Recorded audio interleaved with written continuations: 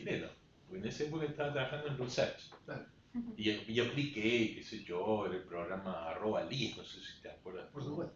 Postulaste, quiere decir. Claro, postulé. Como estaba en Chile, o sea, porque yo tenía residencia. Claro. Mi hija era chilena, ya estaba en residencia.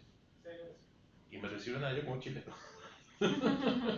Que suele pasar, ¿eh? Sí, sí. Ahí estamos listos. Lorenzo, sí, están saliendo ayudas por saber sobre qué. Vamos. Ok. ¿La lista la anterior?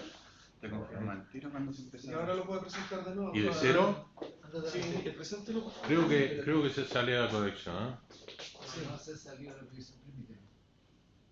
Tienes que colocar ahí para que. Ahora sí. Ok, ahora. Cero. Yeah. Go Todavía no ahead. lo So, veo. welcome everyone. Okay, welcome everyone. So, sorry for the delay. It's my pleasure to introduce to you Javier Carranza. This is first version in English of our Copernicus Lag Chile seminar, with the hope that our friends from the Caribbean will be also watching and joining. So Javier Carranza is a good friend from Geocensos. It's a Colombia-based company that studies geospace industry, in particular Earth observation industry. So for the European Commission and also for private businesses. So please, Javier, go ahead. Now I hope that everything works.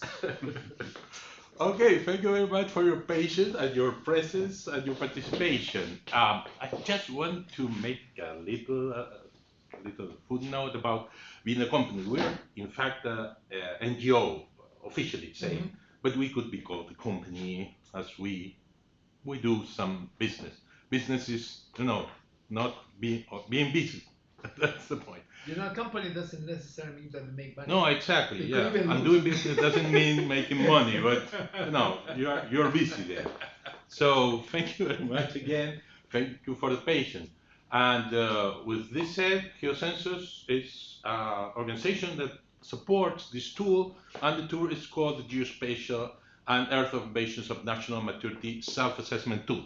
The SAT would be for self-assessment tool, and M would be for maturity, and Geo would be for geospatial and Earth observation. Basically, this is the context in the next slide, please. The context we are going to address is it's a general idea of what geospatial domain means and what would be considered. I'm trying, but okay, there we go. So the context is about the geospatial domain. We are going to present a problem, and we're going to speak about an analysis, let's say, tool or methodology and its components. The methodology is not ours. It's basically based on what we call the Integrated Geospatial Information Framework, which is something advocated by the United Nations from the geoinformation, let's say, domain in the United Nations, and we'll be addressing this soon. Well, basically, the context, it's about having several countries evidencing the need to provide quality geospatial information. This basically means what we are considering when we speak about the 2030 agenda, and we are trying to find nexus between different layers of information, and one of them will be the subnational one. Also, we will have the national one and international one. Basically, Copernicus would be a program considered in the international domain. But we are trying to work here from the bottom up. That is to say, subnational, national, and then international. So the basic context of the levels face the challenge of closing these gaps in the management of and availability of geospatial data. That means that we are trying to bring together needs that are present in different stances. When we speak about subnational data and geodata, we're speaking mostly, at least in Latin America, for cadasters. And if we open it a little bit more for the Caribbean, we'll be speaking about land survey organization and others that are not necessarily subnational, they're most national, but they may have some consequences and impact in the subnational realm. So basically, this is the general idea. What we're having here is like two different columns. The first column we see is the one related to Earth observation and monitoring. That is to say, everything related to satellites and the structure of geodata that are being produced in the national stands mostly, we'll see this soon, and also the one related to the national spatial data infrastructures. That is to say, those data related to elevation, to topography, land use and cover, and others. So within this context, we are going to try to relate this to the geodata that is needed for the SDGs. That is to say, we already saw in the previous slide that we're trying to build a case for the SDGs on the top of the pyramid. So the top of the pyramid on geospatial domain would be this one, the one with the 17 SDGs and those that are related to the targets of these SDGs, because they are goals, and the indicators that are related. Basically, a work from International Earth Observation Organization indicated and identifies that there are 29 indicators related to geodata. So this means that from that front end, let's say indicators, will be sweeping the whole set up, top down, let's say bottom up to the satellites. That is to say, we need information for this, and these satellites would need to produce this data, and this would have to be integrated with other data, among other statistics, but also other sources, as we saw in the other slide. Well, so just to be in the same page, we're going to speak about what is Earth observation. Basically, this is this kind of, let's say, kind of difficult image with many satellites around the world. In the first side of your picture, on the left side, you will see that there are many kinds of remote sensing modalities, let's say, like satellites, but also airborne satellite image producers, and also drones, and others that would be related to the realm, and where Copernicus and Galileo mostly plays a great role, launching satellites and also taking pictures. On the other side, on the right side, we'll see mostly those Earth observation situation and stances that are on the Earth. That is to say, in situ kind of networks that are collecting data. But also we'll see stations that are collecting the data from radar and other kind of signals that are from satellites. And that's why we try to reflect this in this image. It's kind of a utopian kind of image, but the idea is to represent something that we already know, but try to put it together to be on the same page. In the upstream, according to studies we have already prepared, we can see that mostly the national, let's say, remote sensing kind of technologies are related to passive imagery, active imagery, aerial patterns, and that's it. Because according to what we saw, there are no national initiatives. There are very few, so it's not to be considered too much that drones are used at the national level, because it's a matter of scale probably, and a matter of technology as well. You may find that certain countries in Central America may have some, but it's not necessarily already institutional practice. It's much more like an initiative or innovation, but not too much. So by that you mean that it's not systematic? It's not systematic. There are like... It could be counterexamples, but just a few. Like isolated kind of experiences that you may find in some ministries, mostly in countries that may not have satellite imagery, for instance, and that may have a smaller, a larger scale, let's say, for the country, because when the country is smaller, the scale is larger, right? Of course. And that's why they may use drones for that. But it's not so present. The most cases are in the subnational level.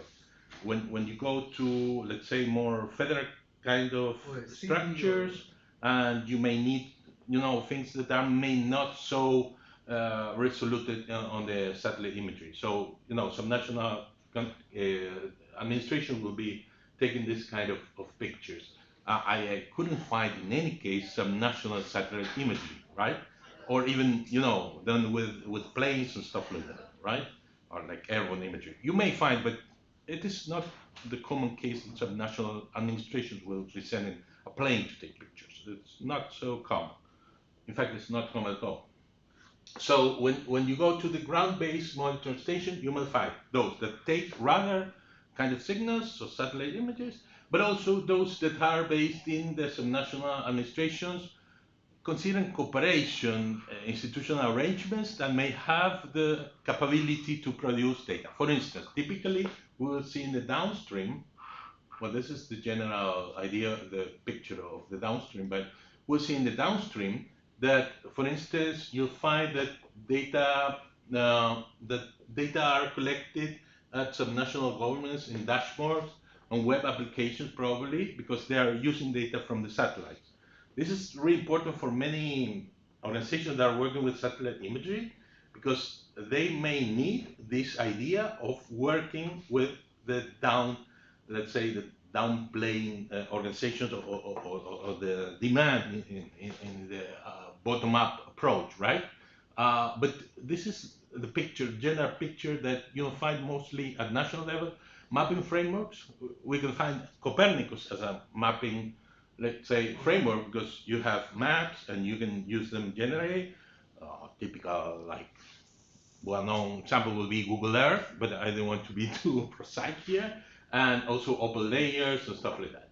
Then we'll have these web applications and geoservices that are mostly coming from other kind of organizations that are not necessarily national in the official idea, but mostly national for the provision of services with geodata, right? They may use data from satellites, but they also use it from other sources. And then you'll find dashboards also at the national, subnational level. Of course, at the local level, could you go back to the upstream? Yeah.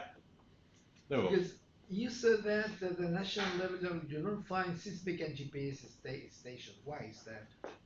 Come again, sorry? That point, yeah. You mean the GPS station? Yes.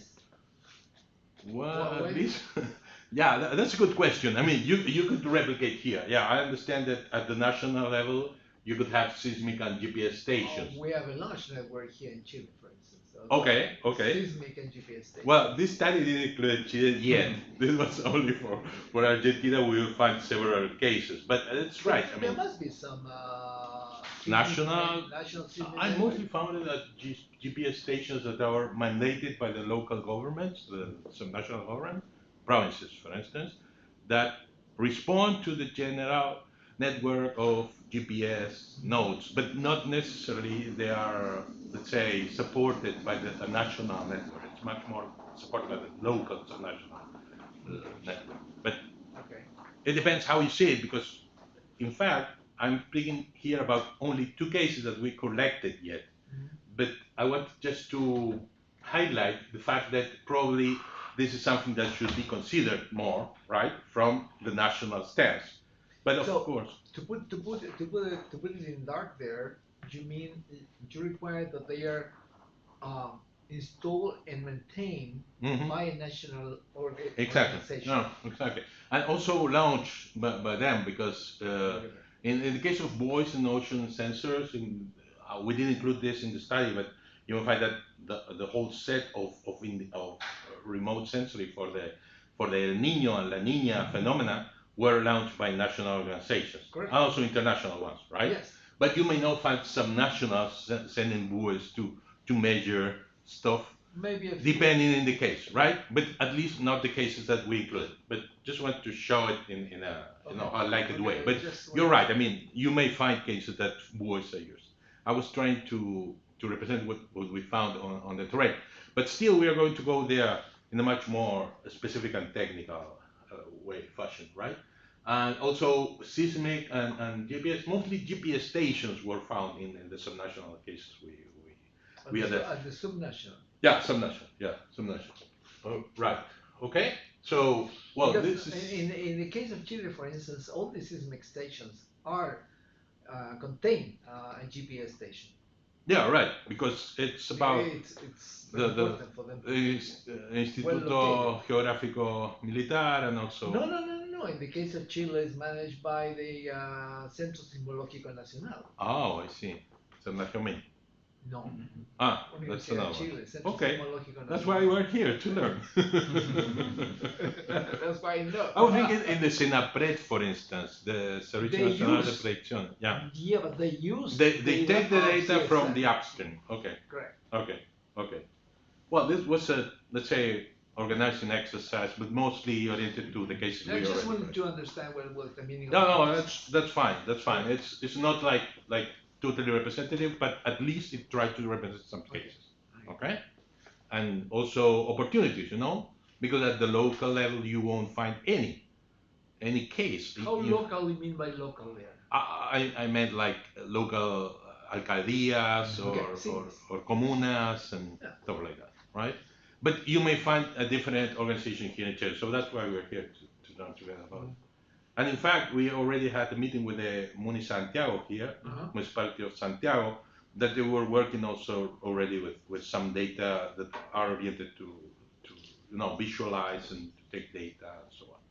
And they want to run this kind of evaluation as well. So Interesting. so it's more to come, and just wanted it's to speak important about to what we understand knew, what but was it's the good to meaning. know that we should be, really attentive regarding the representativity of what we show in this. Probably if we run an exercise with, let's say, a sample of municipalities here in Santiago or in other parts of Chile, we'll probably fill out those matrix differently. Some maybe, yeah. Yeah, I hope so. Probably with passive imagery they're using. That. You may find some national cases Yes. that use passive imagery. And also with local and subnational. Ah, Yes. oh, that's really new. Great.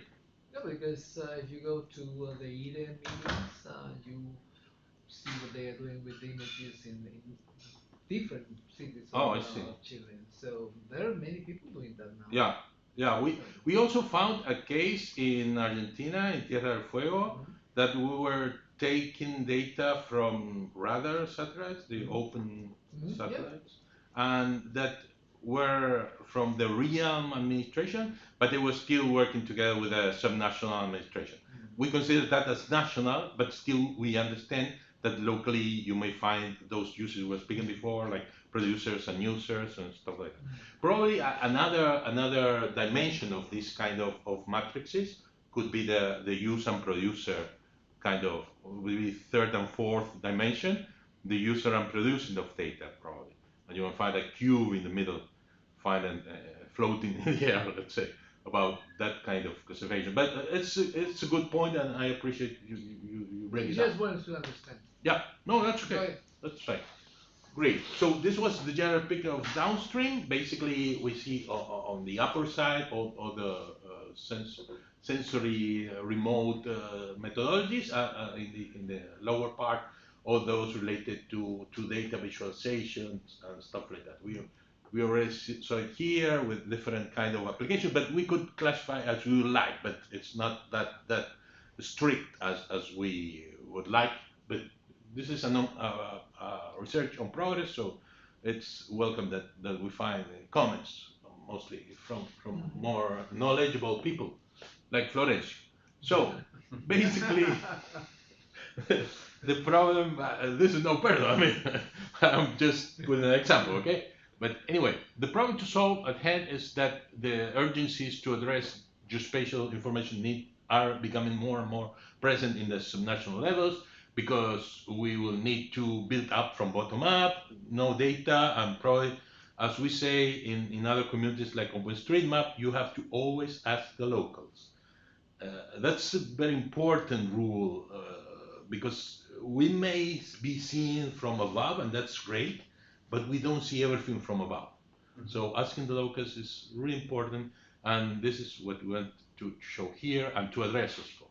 And also the greater pressure for research has revealed that there are gaps in technologies we spoke about. We try to show it and to contrast them. And also this scenario brings challenges to the state, the provincial, the departmental, the administration that are related to subnational administration, and that they ensure that the tactical and operational staff can produce all the data that is needed to fulfill all these objectives. We're speaking mostly SDGs, but also others. We remember that in the case of Chile for COVID and also other kind of situations like last winds that were in the city in the Región Metropolitana demanded more and more data and more interaction of interoperability between the actors. So that kind of scenarios are the ones we are referring to, that the breaches, and the gaps, they show up. Well, it's not breaches, that's Spanglish, but the gaps show easily in these circumstances, right? And so we defined a general objective for these cases we address here, that in a doc workshop we could manage indicators in the geospatial and observation areas. Indicators that are mostly indications, not really, rates of data, but mostly indications that something is going on there in the subnational level. And we just organized, as I was referring before, a workshop with Santiago. We are going to run another one because this was more a calibration one, but still we were trying to use what we're going to see as indications. And also discuss in the document and draft the project proposal to apply for support in the international cooperation agreement is possible. This is available. I understand there are some kind of considerations, and we are open also to cooperate with other countries and also some national governments. At least for now, what we did is to find a quantitative or qualitative data collection of relevant replies, and we involve them in a checklist, generally speaking. This is the first line of this matrix, and we left for a second phase, let's say, the checking of the documentation. For instance, we have agreements between organizations. We would like to check them and put them in what we call the cursogram. Sorry for the Spanglish there, but that's a mixture of languages, I know. But basically, we're trying to find traceability, what we say, traceability of the communications that could be consequent and showing the reality. What do you mean by artefacto there? Oh, artefacto would be artifact in English.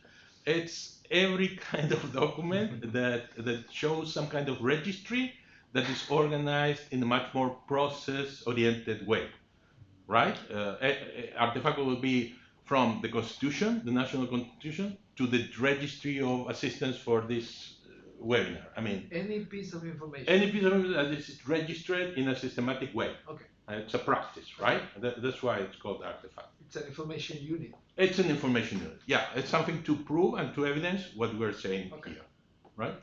So basically, this is the Integrated Geospatial Information Framework. This is done by the UNGIM, which is an organization from the UNSD within the United Nations.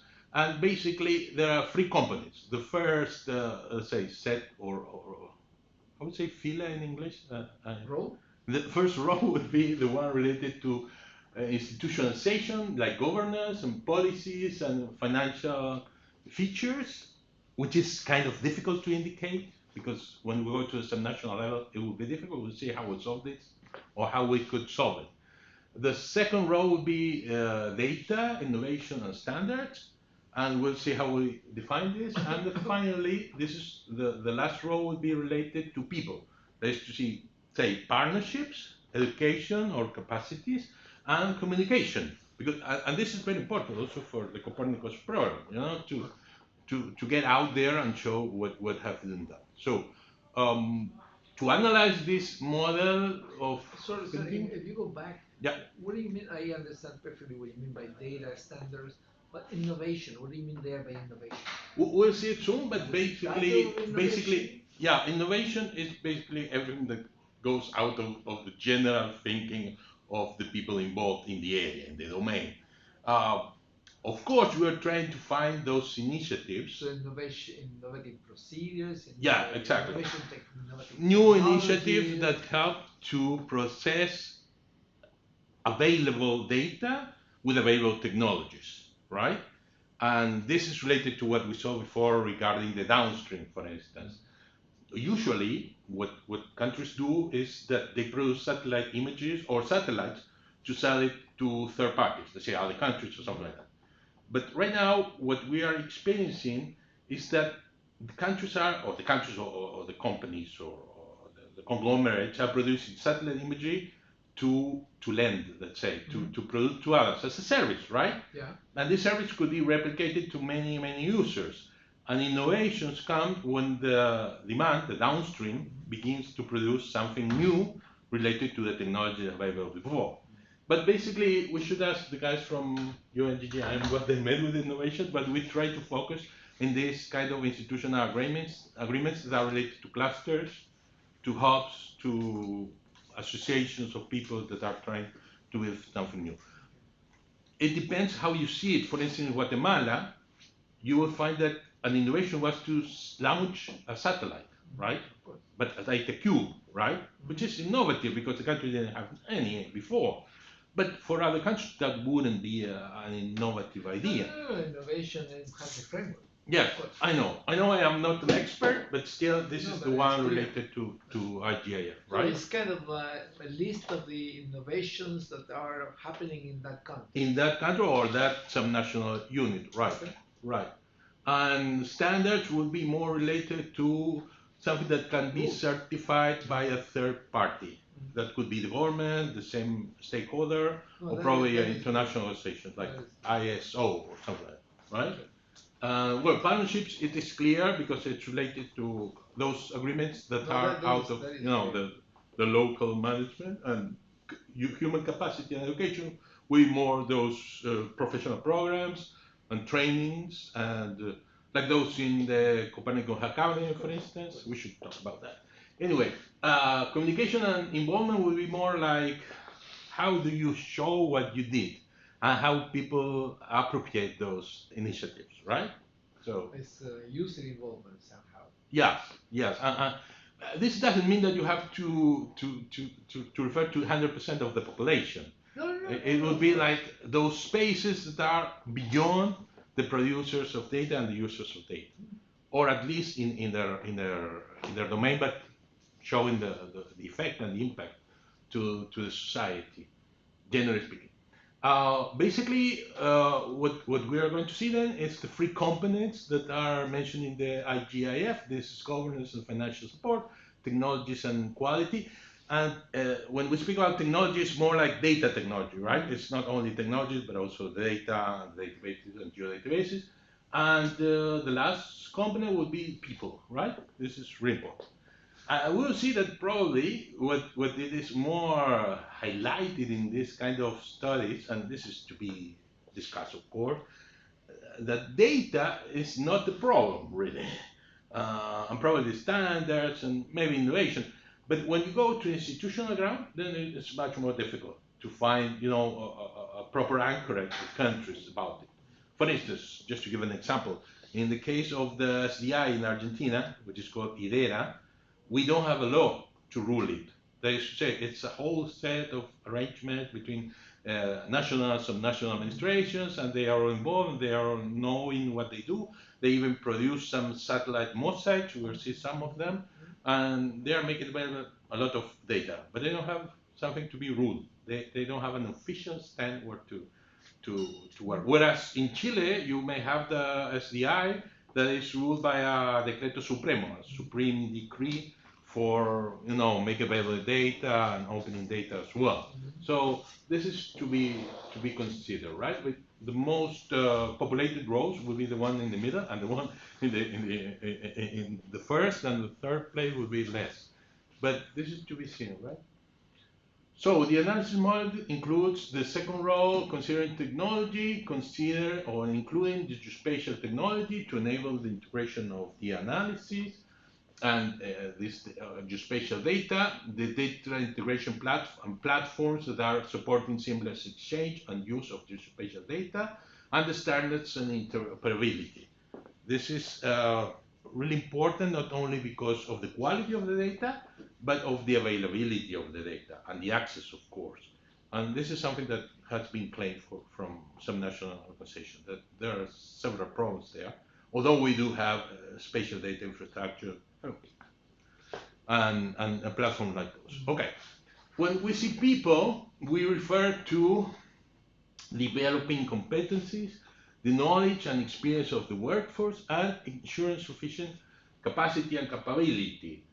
That is to say, when we speak about education, we are not only speaking about an ongoing education, but also a formal competency produced by institutions.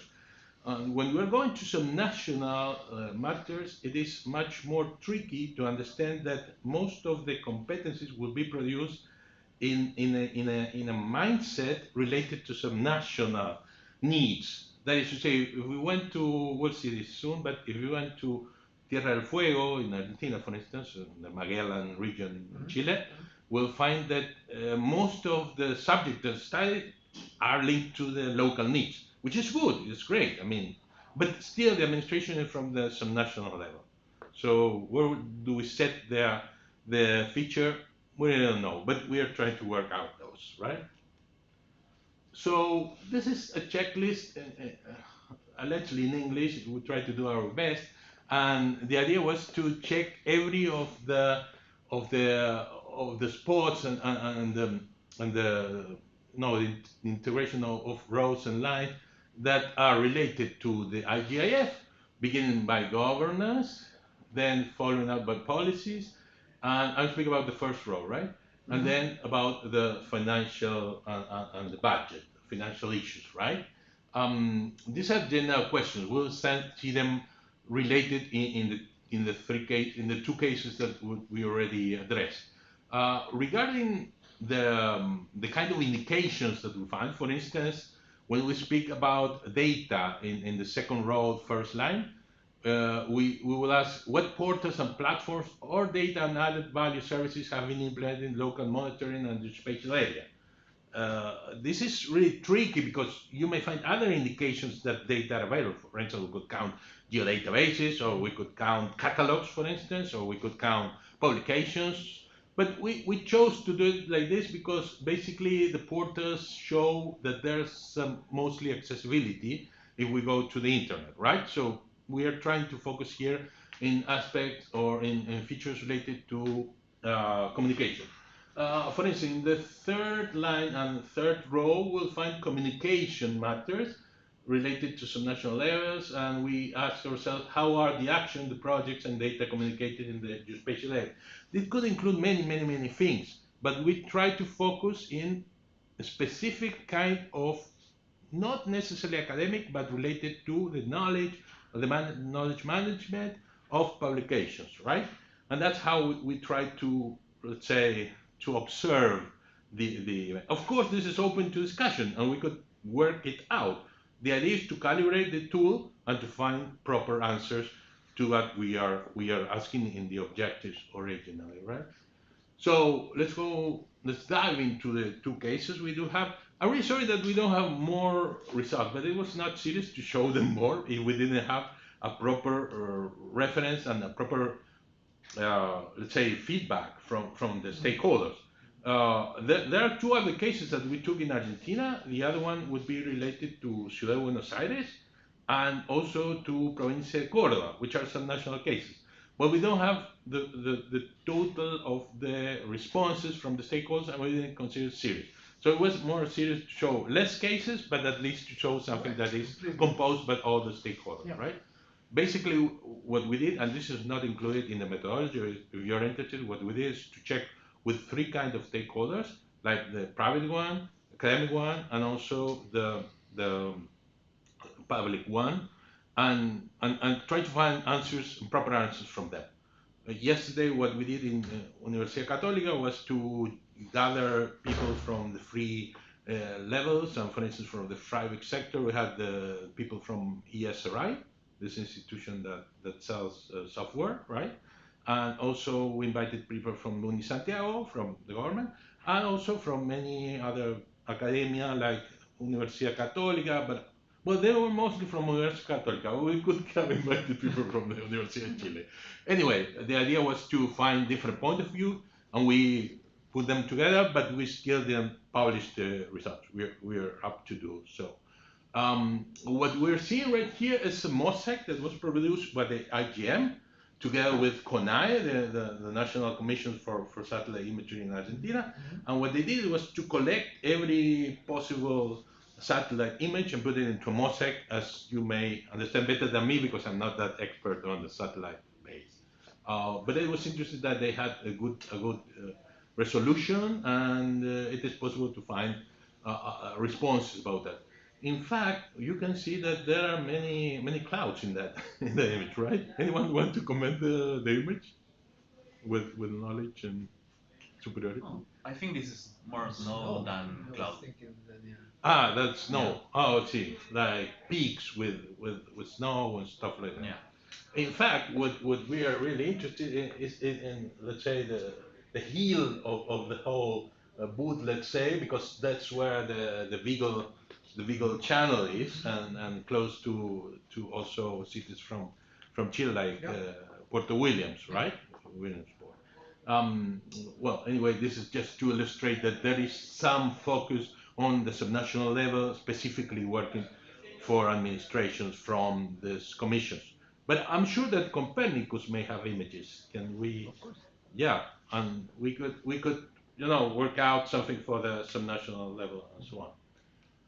Well, finally, these are the results. The evidence for governance is related to, for instance, the number of market actors is it's not very diversified. Diversified. We don't have many actors. We may have two from the private sector and also the academic and the public sector, but there are not much. No? There are no policies. We didn't find any specific instrument related whether for geospatial domain or for the Earth occupation, but still it was something to be taken out. Regarding the strategies, or let's say the general ground of the IGF of this the second line and the first row, the province has adhered to the decree 117/2016 establishing the open data plan. That is to say, there's a certain culture to share data. This is the way we try to indicate somehow that this was addressed. But still, we didn't find an instrument that showed the strategy of national government, but still this indicates how they were involved into the process of sharing data. Regarding the financial aspects, there were no data on the cadaster's budget. We speak about cadastre because this is an indication we chose. We were consistent with the other case, because basically cadastres are sort of the, let's say, subnational geographic institution that you might find in this kind of administrations. But we could work it out together, although we could generalize for Latin America that this could be the case when you find subnational administration. Regarding data, or let's say the first line and second row, we found that at least 3 locally produced sites were verified, and some stakeholders identified more. We don't have evidence from that, but some of the answered that there were more. But we have to speak about weekend evidence, so that's the point of this. Regarding innovation, there were no substantive innovations. We couldn't find even, let's say, thesis work from students that were working on geospatial data or satellite imagery. That is already a good reply to what we were looking for, but we even couldn't find any at the, let's say, governmental level of innovations that were, hosted or helped or supported by the government or local authorities. So we just the work at university doesn't count in there? Yeah. For instance, Universidad del Sur. Yeah, we have the Tierra del Fuego, Universidad de Tierra del Fuego. Universidad Tierra del Fuego, the guys from Ushuaia, there is a university. Well, they have it also in Rio Grande as well. And we couldn't find much innovations. We even went to departments and spoke with professors. Remember, they were monitoring peatlands at a certain point. Yeah. Okay, we could go on that. But anyway, this is related to a Likert scale. That is to say, you may find that between 1 and 5 of valuations, self-assessments, you may find that this is at least 2, right? If so, right? But anyway, this was something to be highlighted. And regarding the standards, we could find some kind of norms like ISO 9001 certified in the government. But that's it. That's it. Anyway, we at least found something. Regarding the first line and third row. Some stakeholders mentioned memberships of IDERA. IDERA is the SDI, the national SDI from Argentina. Ah, okay. RI is República Argentina. And they also cooperating with other austral centers, mostly those in the Magellan region of Chile, right? This is important to mention and to take from. But still, you may say that there are not implemented agreements, right? So this is something to be considered in the evaluation or self-assessment that you do from each case. Now, regarding the second line and third row, there is evidence of GIS and remote sensing courses at the Universidad Nacional Tierra del Fuego, which is something important to be considered, but still we couldn't find anything regarding remote sensory, although they call it teledetección, but it's just taking the data and analyzing them using the SGI. But still, it's important to know from. There was little evidence from targeted publications in the case of communication, the third row, third line. So this is to be considered. Anyway, this is just an indication. We could find that they have a great event. I don't know. We couldn't find that, right? So we cannot say much about it. Regarding the other case we have is the province of San Juan, which is totally different from Tierra del Fuego because this is on the west, most, in the border of Chile, and it's a mining kind of province. Tierra del Fuego is much more like a, let's say, well, they pack technology. They don't do really technology, but they may have a few technological, let's say, ideas and projects, but still it's totally different. They don't have such as a big mining project as they have in San Juan. Although San Juan is a province much more desertic, it's full of mountains. In fact, they only have like 1% or 2% of the soil producing something, among others, wine, of course, and some fruits and vegetables. But still, it's a province mostly devoted to minery. So I found that it was a good case, and we tried to analyze that. Of course, again, we have this mosaic from IGN in Argentina. Regarding the first row, first line, there is evidence of a concentrated market with limited diversity of actors, mostly similar to that in Tierra del Fuego. Regarding the policies, the province has not adhered to the decree. This is important to be taken up. Regarding the financial issues, that's interesting. Why does the local government cannot adhere to a decree? The point is that if they don't do it actually, you are not adhering. That is to say, there's a national law, right? Yeah. But the competence, let's say in Spanish, right? Spanish. The competence of the local government has to be saying something about it, and they don't express themselves. They haven't said so. So this is something to be taken in consideration because they don't have the abiding or the commitment. They're not acting. Exactly. They don't have acted, so we consider that they are hostile somehow regarding the open data or sort of definition, right? We are academics, so we can speak freely. Of course. No one is recording. What can I say? We are a joke. Anyway, there is no budget data regarding the financial indications available for the cadastre. Some projects were referred at more than $400,000, but this is something temporary and it's not sustainable. It's just one-time thing. So we could say that, well, just by not showing information, you can say a lot. Probably it's because they don't have much information to show and they don't have budget, probably. But this is just an assumption I'm doing right now.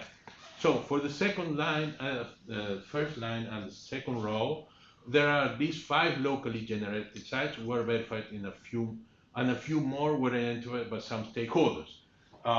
This is from many origins, mostly academic, but also we found governmental and from civil society side. So it is considered to be crowdsourced by many stakeholders. And there is an SDI, UNIDE, which is supposed to be the local SDI, which is of course embedded into IDERA, the national SDI. And this is something important to take care of. Anyway, these SDIs, usually they don't have the whole competition of the national infrastructure. So they are not abided to show metadata, or it's not a general practice that they may have more data and so on available, no access.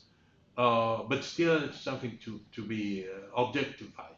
And regarding innovation, some actors mentioned that there are API projects, some API projects, that was what they said, that are produced among different administration of government, produced by the University of San Juan. But I couldn't find a document that say, well, this is what we are proposing, but at least we try to represent it somehow. Because the least would be saying there are no innovations, right? But still, you have to believe people that you are, addressing. And regarding the second row and the third line, some actors mentioned the use of quality standards in the cadastral management and fit for purpose academic tools for photogrammetry. That is to say, when we speak about standard, we can speak about standard certified by a third party. That is the best case scenario. But you may find other standards that are produced by the same organizations with certain standards and certain, normativity, but still done by their own selves, because probably no one else would understand about this. So this is the case that we're speaking about. Anyway, this is something that could be considered as level 3 in the scale 1 to 5, right? And we're still calibrating the whole range of possibilities. We can share that, of course, but allow us to work it out. We are going to consider. So the idea here is to find a general framework to be applied to every case in any part of the world. But we're starting little by little, starting from the bottom up, and I think we're doing fine there. Regarding the first line and third row, there was evidence of some agreements with academic organizations, with other provinces. We found the documentation that they were working out agreements with other provinces, mostly at the university level, national university. And regarding the other considerations, C2, CH, that is to say, those aspects of people, of human capital, we found evidence of geography program at Universidad Nacional de San Juan and some GIS courses as well. Some means like between 2 and 3, no more than that. And it would be like around 3 in a scale of 1 to 5.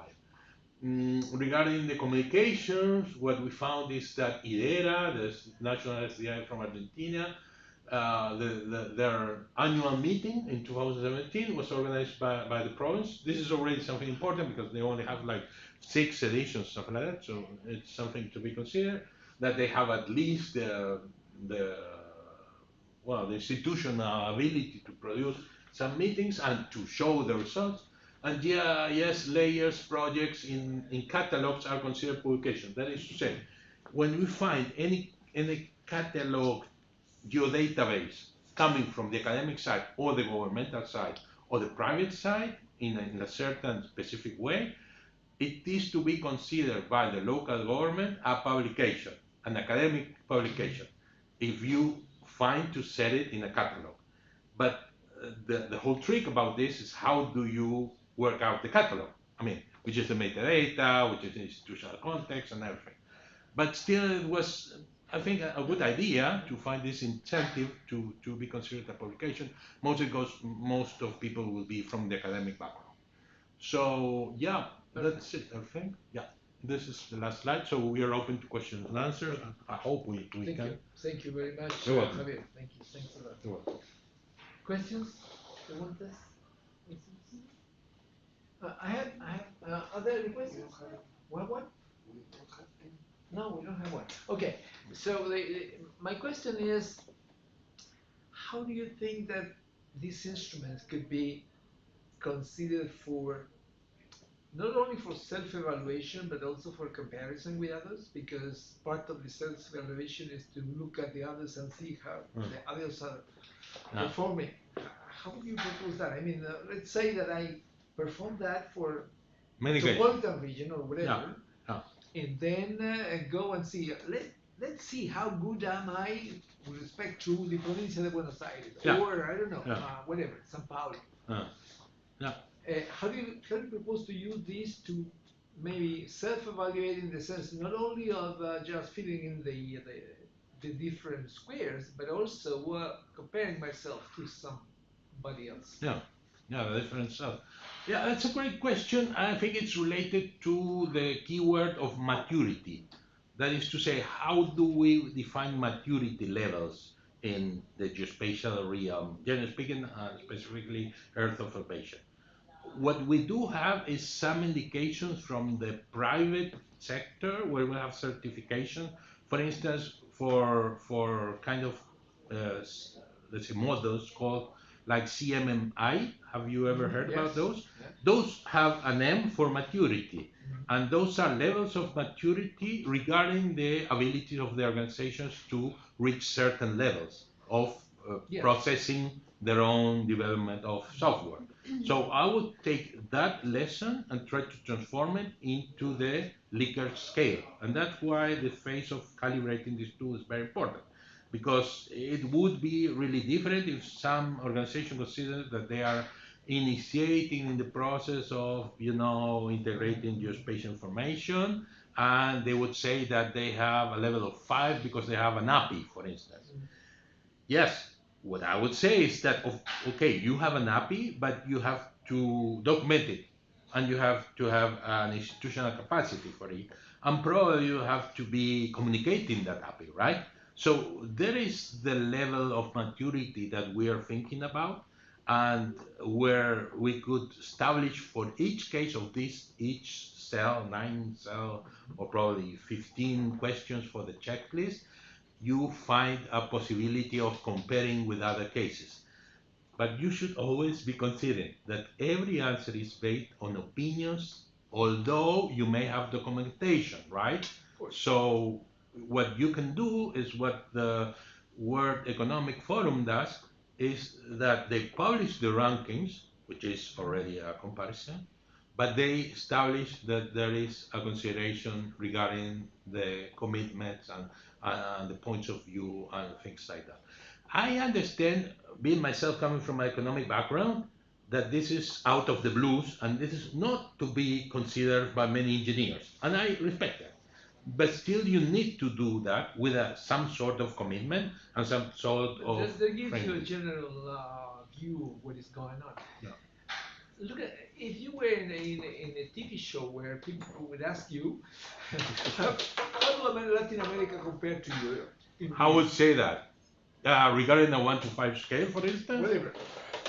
I would say that Europe definitely is the benchmark, and they will have many fives in many cases, mostly in those countries that are more involved in the geospatial realm and Earth observation, mostly. Because remember that when you have a good development of the upstream, you may have a good one in the downstream, and not the other way around.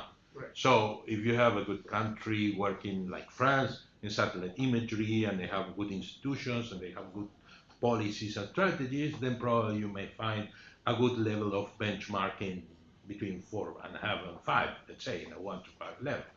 And Latin America, it's a very interesting case. This could be the reason for another kind of exposition, but I think that between 2 and 3 would be a rather, proper evaluation for the whole set of countries. But there are countries and countries, of course, and if we take this idea of going from the upstream to the downstream, you may find that there are no more than 6, 7 countries in the region that may have some kind of Earth observation initiative, and then you go to the downstream, you probably have less and less and less. And I think more studies should be done regarding the correlation between visualization and the ability to capture data in a let's say remote sensory idea. Even if it's not about satellite imagery, you may find good developments, and you may find also many surprises. One of the surprises you may find in Latin America is the case of Peru. They do have satellite launching experience, data groups probably, but they do have a linkage with the institutional case, and they have also a linkage with the people, and you will find good education. Of course, the cases of Chile and Argentina, they stand out the rest. They are kind of layers. And you may find other cases like Guatemala or Dominican Republic. They are about to launch a data cube. Although institutionally they are not so solid, they probably be working more on the innovation side and they have more characteristics. And you have an intermediate case like Colombia that would be like a good solid experience on launching, data cubes. They have, I think, between 2 and 3, I think 2 at least they do have. And when they go down to the downstream, they have much more greater development, at least for the evidence I can tell from. I guess there must be a correlation between the index of development and Yeah. in general Yeah. and the index of development of this Yeah. industry, right? But again, the index of development, it is based on opinions. So Of course, but there is more solid in a certain yes, way. of course, of course, well, the aleatory components of those opinions, they will be more, abridged and concentrated. So, yeah, I would say that more studies, combining disciplines like economics, development, or local development, and also the Earth observation and geospatial domain would be appropriate to answer those questions we are presenting here. We have more questions than answers, but at least the answers show that the questions are right. Okay, so Thank you very much, Javier. Any welcome. other question, comment? No? Okay, thank you very much, Javier, again. Okay, thanks. Thanks, everyone. Thanks, everyone. Muchas gracias, Jorge.